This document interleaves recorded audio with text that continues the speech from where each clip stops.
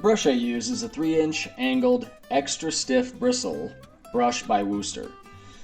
Now, I've used this type and size of brush for over 20 years. It's my go-to brush for pretty much most of what I paint. And later I'll explain in the video why I prefer the features of this brush. It's a little more expensive of a brush, but I definitely love it for what I do.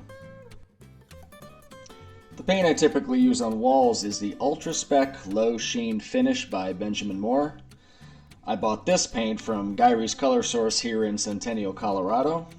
It's a great contractor grade paint and the best paint I use for the money. I've been buying this for over a decade now. So a quick note on how I brush. Now, a typical painter will dip their brush, then wipe off the paint onto the edge of the bucket, leaving a minimal amount of paint on the brush, resulting in a minimal level of paint transferred onto the wall. I myself, as well as other professional painters, use the slat method. Dip the brush and proceed to slap it against the inside of the bucket, resulting in a significantly more paint on the brush. More paint on the brush means more workable paint on the wall.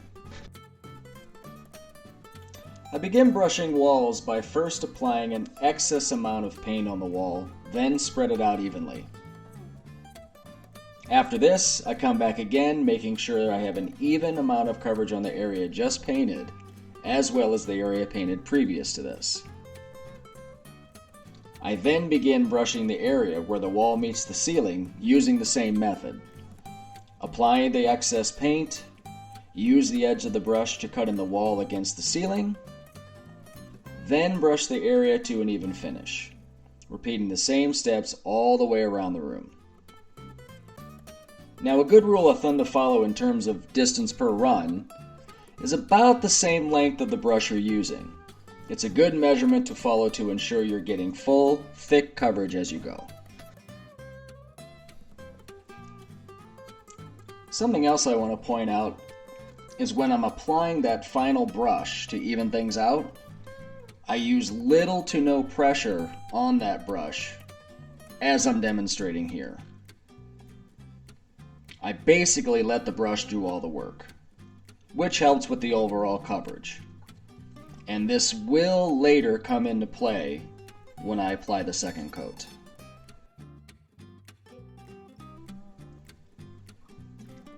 This is a basement bedroom, so it has a soffit drywall area as part of the ceiling. So just like the way I apply the paint to the ceiling, I also use this method to the bottom of the soffit, but basically in reverse. Apply the excess paint, use the brush edge to cut in the straight line, then evenly brush the area with little to no pressure.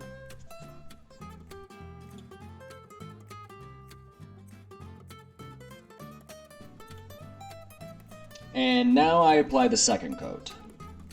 The best trick of this trade I've learned is that the second coat should only take half as long as the first coat.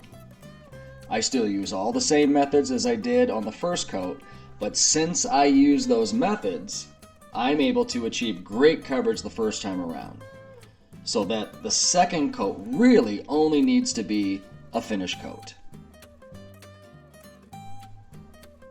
I personally would rather take the time the first time around to get proper coverage in order to save myself the time on that second run, than to have to spend equal amounts of time on both runs.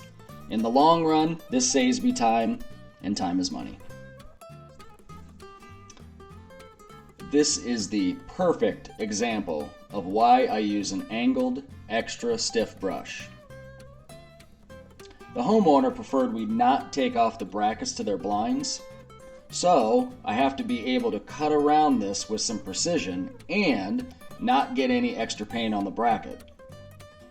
For me, this type of brush is perfect for this type of application.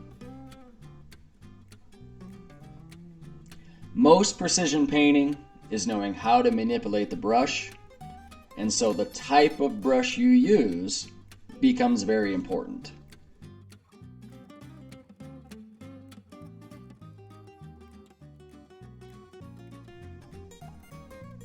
And this is the end result.